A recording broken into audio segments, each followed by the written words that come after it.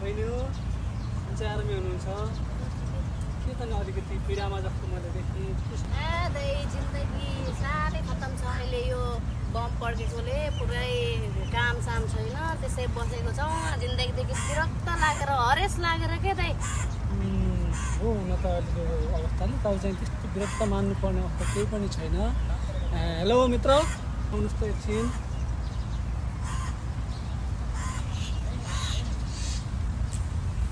नमस्ते जेमेसी दाइ। जेमेसी हाम्रो यहाँ बहिनी होला अलिकति चाहिँ पीडामा परे जस्तो रहेछ है। अब शान्त लागि केही गाना चाहिँ भजन गाइदिनु भजन गाइदिनु पऱ्यो नि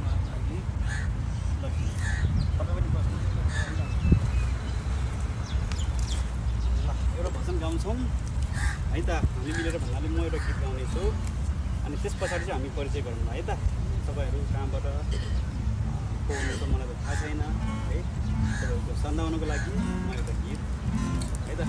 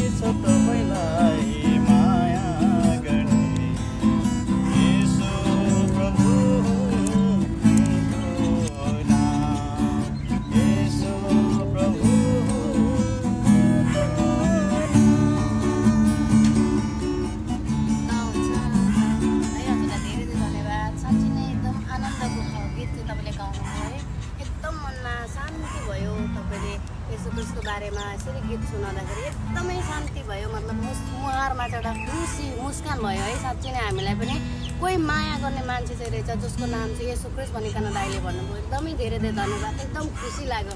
धन्यवाद।